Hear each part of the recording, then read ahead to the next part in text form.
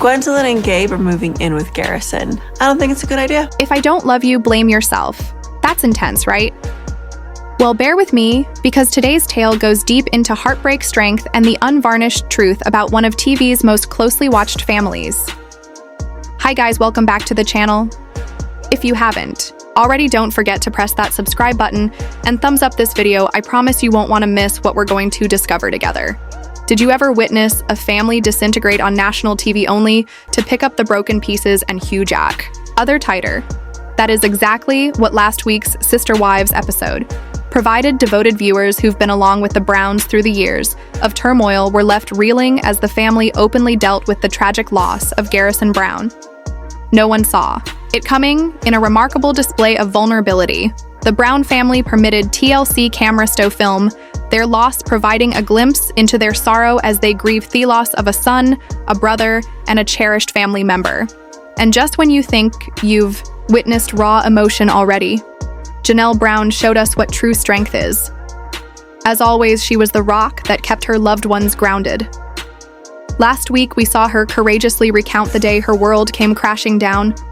The phone call that brought news no mother should ever have to receive welcomed the TLC's wives in spite of the intolerable grief. Janelle's candor regarding her emotions and her journey resonated with viewers. Time has gone by, but the hurt remains, and fans have discovered her strength to be genuinely admirable.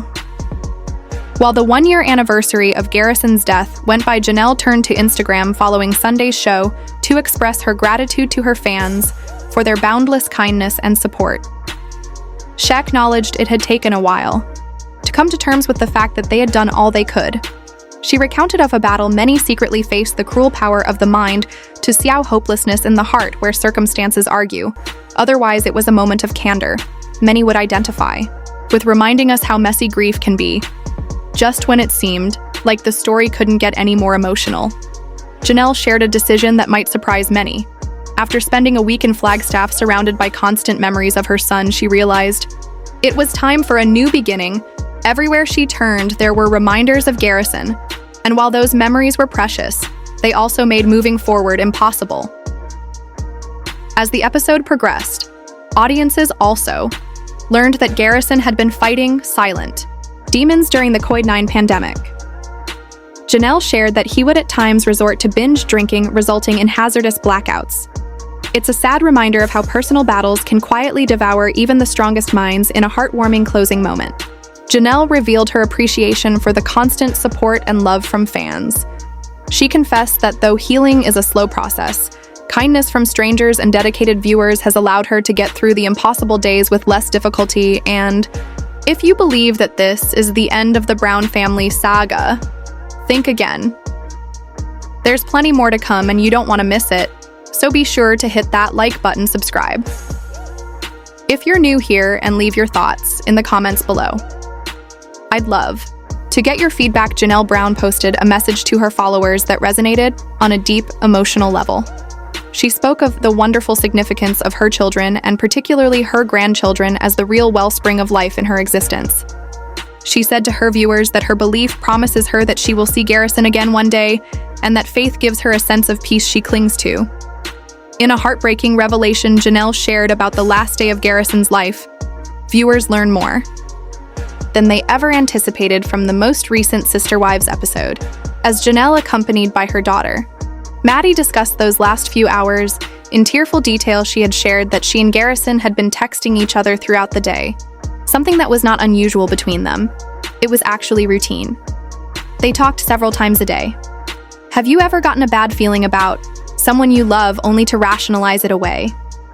That's what happened to Janelle. She remembered Garrison struggling for some time with depression and anxiety, but the last time they spoke was like any other.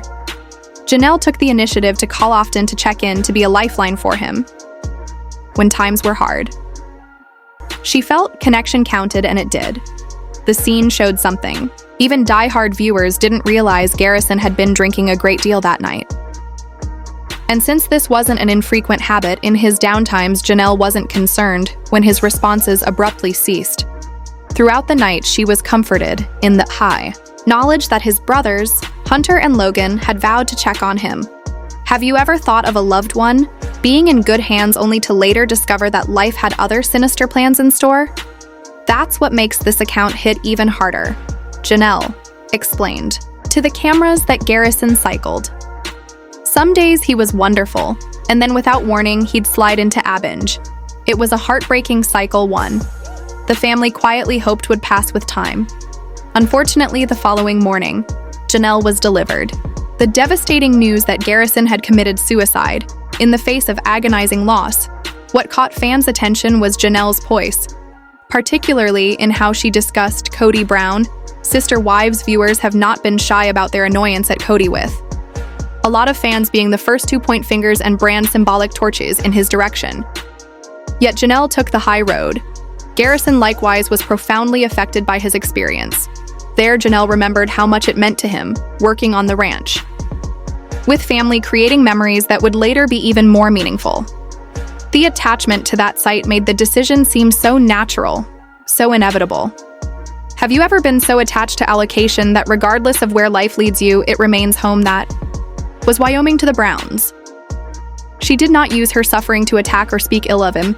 Rather, she concentrated on upholding her son's memory and keeping her family intact.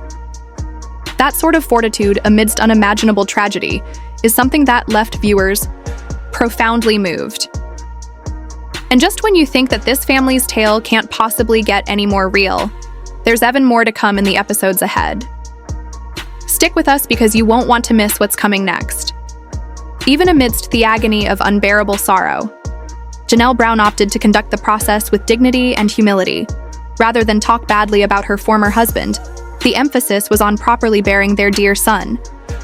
After deciding at the funeral parlor, Janelle broke down in tears to divulge that she and Cody opted to cremate Garrison. It was an out-of-love choice, the knowledge that it was something he would have preferred. They both felt that it was appropriate to bury him in Wyoming, a place Garrison loved. It provided the family with an opportunity to arrange a service at a time when weather and conditions would permit family and friends to come together and pay their respects properly. In a rare, touching moment, Cody echoed the sentiment, informing cameras that he just wanted to bring his boy home. He remembered sitting next to Janelle, Andre commending that they bury Garrison alongside Grandma Cheryl, and everybody felt that it was the way to go. I can observe that Cody seems to have trouble relating to his older children, and he seems to dote on the younger children. With hiding behind those emotional choices is a complex past, one that a lot of fans haven't forgotten. Plenty of viewers still hold Cody responsible for adding to Garrison's emotional struggles. Longtime followers of the show will remember how heated things became between father and son during the height of the COVID-19 pandemic. Tensions over strict household rules turned into bitter arguments. At one point, Cody even tried to have Garrison move out of Janelle's home, a decision that drove an even deeper wedge between them. But through it all, Janelle was a rock-solid, immovable presence in the family. A mother of 6, she's always been the anchor. And even today, she's made sure she's going to be a light for her other children. In the midst of unimaginable loss, she's vowed to keep moving ahead and cling to her family. The grief of losing Garrison still weighs heavily over the sister wife's family, and in every intimate moment, Janelle addressed how they decided on Wyoming as his final resting ground. The Browns have always had strong roots on that soil. It's a place that has generations of memories for them. Janelle told us that both her mother and Cody's father are laid to rest there. So it is not only a gorgeous location, but a special one for their family as well. It seemed only appropriate that Garrison rest among those who are loved in the same ground that's carried the Brown family stories for years. It's a sort of choice that reminds us how even through heartache and disunity, family bonds can bring people together when it counts. And this part of their story is far from over. Keep reading because what comes next just might shock you. Janelle revealed something very intimate to the fans and why it was so crucial that she laid Garrison to rest in Wyoming. Her mother and Cody's father are buried there. And for the Brown family, the Equality State will forever be a special sacred place in their hearts.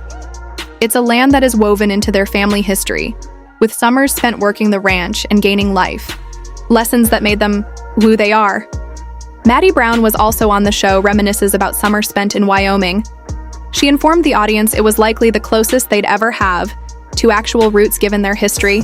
Off-frequent relocation and constant change to them, Wyoming wasn't a dot on the map. It was home.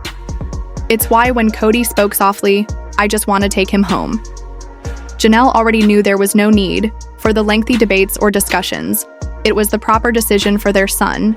And here's a tidbit some of the newer viewers may not realize. The history of the Sister Wives family is inextricably linked to Wyoming. Cody Brown grew up and was born in Level A, tiny Wyoming town, where he went to high school and saw up close the hardships his own parents endured living a polygamous lifestyle. It's where the family saga started way before reality TV came along and found them. Some of the older Brown children were born in Wyoming as well, and for a time Cody's first 3 wives, Mary, Janelle, and Christine, all resided there, although they eventually relocated to Lehi, Utah. Those Wyoming years were profoundly significant, and talk about moves. Sister Wives fans are aware that Cody Brown has a history of moving on a whim, although it was never really known why the family ultimately moved out of Wyoming for Utah. What we do know is that polygamous families, such as the Brown Chave, historically been at legal risk. There, Utah is the home of approximately 38,000 fundamentalist Mormons who live plural marriage. But although rare bigamy charges were brought, it was still a third-degree felony. In truth, the Brown Chastity departure from Utah under the cover of darkness wasn't made for dramatic purposes alone. It was a security measure for their family's future. It's amazing. All the history, heartache, and strength this single family holds. And just when you think you've heard it all, another piece of the puzzle is revealed. Hang on tight. There's a whole lot more to this tale. A while back, in the early days of Sister Wives, there was always a shadow of fear looming over the Brown family. Cody had expressed openly that he was concerned that being openly a polygamous family would get him into legal difficulties. Indeed, on season 1, he had described how merely cohabiting with more than one wife might send him to prison. Then the whole family dwelled in the same household under one roof, a house divided into separate rooms for every wife and children. When word began circulating that Cody was under investigation by local authorities, the family was in an uproar. Although years after the fact, officials would verify there never was an active case pending against them, at the time the fear was genuine enough to lead to a life-altering decision. Cody felt moving the family away on relocating to Las Vegas was the best way to stay out of the legal spotlight. But if you've kept up with this family long enough, you know, Cody Brown doesn't remain in one location for very long. Although finding stability in Las Vegas, Cody once again caused unrest within his own family by choosing to relocate the entire family to Flagstaff, Arizona. Their location infuriated almost everyone, further dividing a family already balancing on a thin line between harmony and anarchy. Then there was March 2024, a month that would forever stamp the Brown family's narrative with tragedy. That's when Sister Wives fans found out the heartbreaking news. Garrison Brown haddied at just 25 years old, an animal lover and a cat fanatic. Garrison's death was a tragic shock. He took his own life after a night of binge drinking and intense emotional turmoil. Have you ever been given news so bad that it numbs you? That's what the Brown family experienced. It was Garrison's brother Gabriel who discovered the heartbreaking news the next morning. The Coconino County Medical Examiner's report confirmed that Garrison had died from a gunshot wound he inflicted upon himself. The autopsy also indicated his blood alcohol level was a staggering 307%, close to 4 times Arizona's legal limit of 0.08%. For reference, anything above 0.4% can be fatal. In the initial response, Cody and Janelle set aside their differences to issue a joint statement, an unusual combined effort at such a challenging moment. They stated, "Cody and I regret to inform you of the passing of our beloved son, Robert Garrison Brown. He was a source of light and joy to everyone who knew him. The void left by his absence is beyond words, and if the agony of losing a child wasn't already so inexpressible, the past few months, in which Garrison had strained his relationship with his father, only served to exacerbate the situation.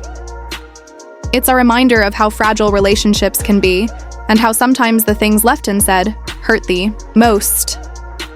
But this family story, both its heartbreaks and its hopes, isn't over yet. There's still more to uncover in the chapters ahead. Sadly, Garrison and his father Cody never found a way to reconcile before his passing. The wounds between them remained open, unresolved, and raw.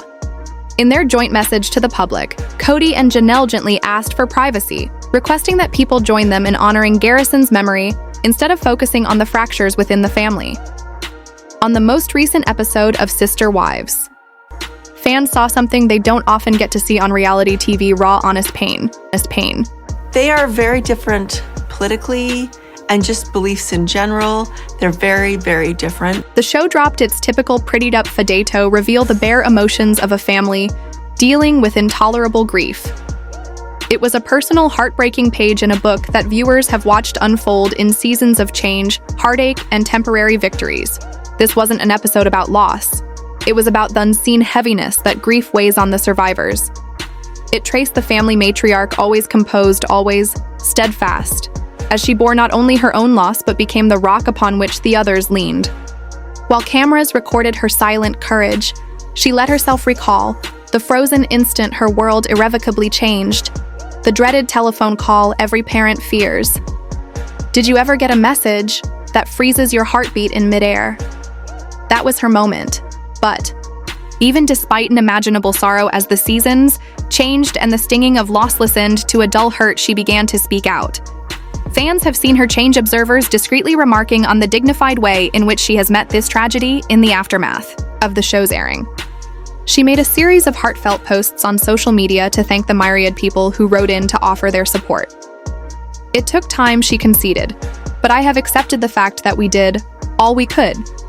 It was a statement that held the weary knowledge of one who has spent sleepless nights grappling with questions without solutions. And maybe the most chilling reminder she left us was this: however intense your passion or you struggle sometimes, the wars within a beloved are waged in silence too deep inside for anyone but you to access. It's something that probably resonated with anyone who has ever borne the burden of powerlessness in the face of a loved one's suffering. She could not help but think about a recent visit to the city, a city that was drenched in memories. Each street corner, each well-known bench seemed to be whispering his name. I felt him everywhere, and she admitted. It became apparent that while those memories brought comfort, they also ripped open sores that hadn't healed. The sting of his absence clung to each familiar view, and in realizing this, she knew it was time to begin anew somewhere else. Have you ever been in a place that once made you whole, but now it reminds you how broken you've become? That was where she was. Through the eyes of the show, audiences gained a deeper understanding of the young man they'd once known as a bright, lively face on their screens. Beneath his charm and quick smile was a young heart fighting in the wake of a world turned upside down. Like so many others, Garrison battled silently against the crushing loneliness, shattered routines, and the stifling uncertainty unleashed by a global crisis. His mother recalled that sometimes the evidence of his battle was painfully obvious. There were times of obvious angst, episodes of binge drinking, and periods where his mind visibly unraveled, but rather than allowing those tough memories to define him, she preferred to recall the joy he brought into their lives. Her eyes softened as she talked of her grandchildren, small faces bearing fragments of him. They were the reason she kept going. They remind me that even in darkest sorrow there's still light, and by my faith I feel like I will hold him in my arms one day. That hope keeps me grounded. She told me quiet strength under the words. That night stripped away layers long concealed, and with the encouragement of her daughter, a woman who appeared to have inherited her mother's resilience and kindness, she mustered the strength to relive the last few hours of Garrison's life. Theirs was always a close relationship with regular phone calls and updates. It was part of their norm, a daily stitch that connected mother and son. Ever had a conversation you didn't know would be your last? That was the thought that haunted her as she spoke.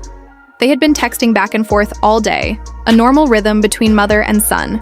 He'd check in, she'd respond, keeping their bond alive even across the distance. That evening felt no different, with nothing out of the ordinary to raise alarm bells. In a quiet, almost whispered tone, she said he needed connection, and I did everything I could to give that to him.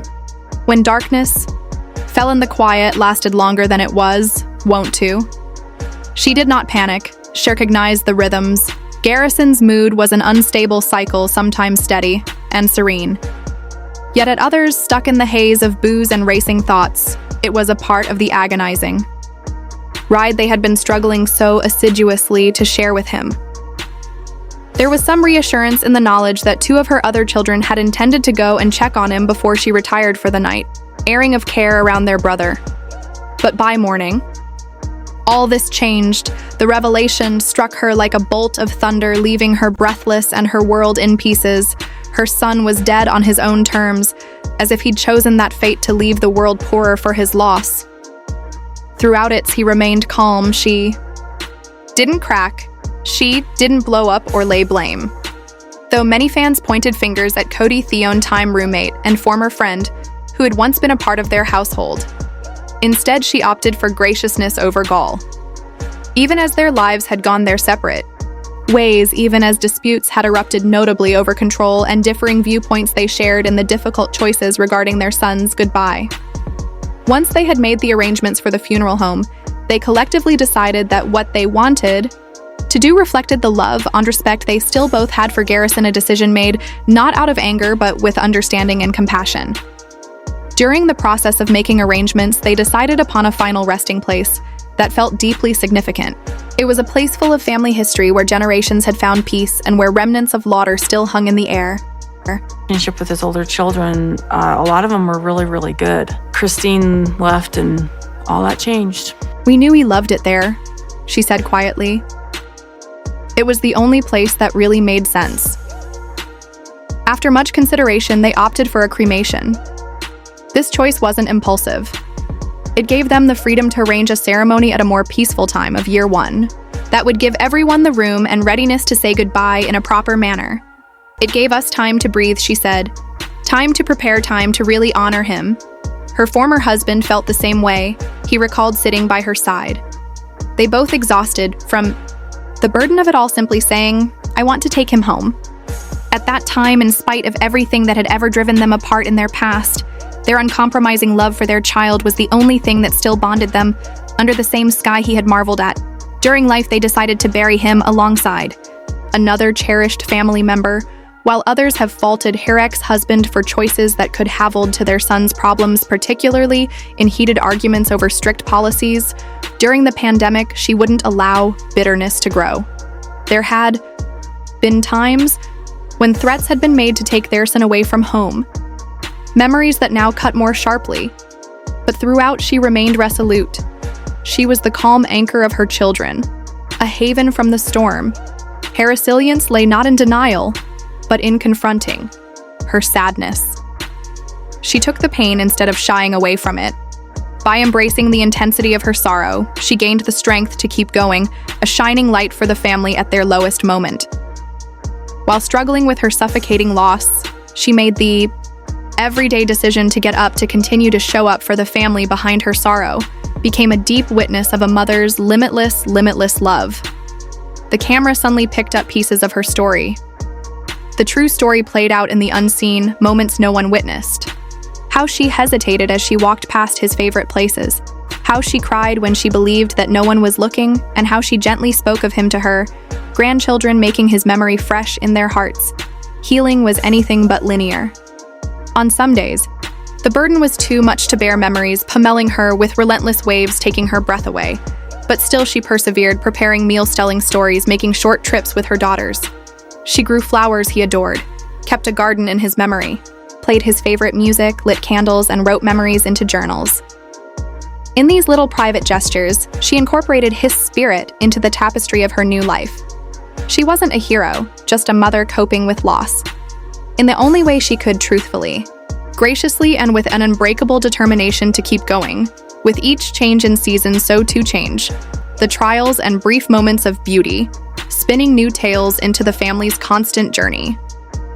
For those who witness this chapter, the pain of this heartbreaking loss lingers long after the episode ends. It's a powerful reminder that behind every scene and storyline, real people endure very real suffering. The sudden loss of a beloved son has irrevocably changed the family, casting a shadow that still hangs heavy like thick fog. While the world may only have caught glimpses of them on reality TV, the raw humanity and tragedy they endure is undeniable and unforgettable. Off camera, the real story of a family, struggling with unimaginable tragedy is often left out of sight, buried between the cameras and the edited footage. But a day, a mother's voice is softly shattering that silence, giving hints at the agonizing, intimate choices she made.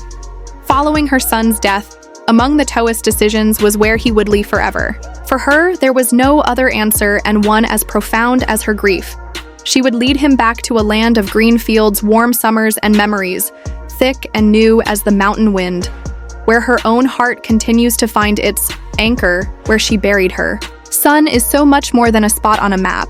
It is a crypt of ancestors and milestone events that have determined not only the life of one generation, but several surrounded by soaring mountains and green pastures. It contains the resting places of her forebears. Among them her own mother, whose unspoken tomb testifies to the ceaseless march of time. Close by lies the former husband of her ex, a reminder that lives once bound together by religion and matrimony are forever shared under Wyoming's expansive open skis. Here in this land of dusty roads and sun-bright fields, her son spent his early summers. Here he learned the ethic of hard work, fresh hay, and sage filling his lungs. The lessons of responsibility and grit he learned in these open expanses were nothing suburban. Existence could provide his mother saw how deeply this area affected him, maybe even more than everyone ever understood. And therefore the very ground where he initially gained a sense of identity and belonging became the inevitable location for his last. Rest, a resting ground that respects both life and loss. Though they most often quarreled over much, she and her co-parent did one thing in concert, without the necessity of second going, the choice to send their son back to the homeland which had formed him. This swift resolve gave small alleviation to already grief-filled hearts. He had a keen perception of the wordless affinity which their son possessed with this territory. There were no debates, no haggling, only a silent shared understanding. For a man who had so many times grappled with change, this clarity was almost holy. Their daughter, a wise child, also weighed in reminding all that, in the midst of the ever-changing chaos of their lives, the moving, the uncertainty, there had been the one constant home. They ever really knew the family ranch and the limitless Wyoming skis. Year after year as kids, they came back not for fun, but to learn the importance of hard work, pride, and responsibility. That soil was not just a memory. It was a foundation.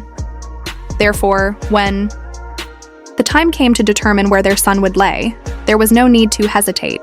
The father merely whispered, "I just want to bring him home." And the mother nodded silently, a promise on her lips.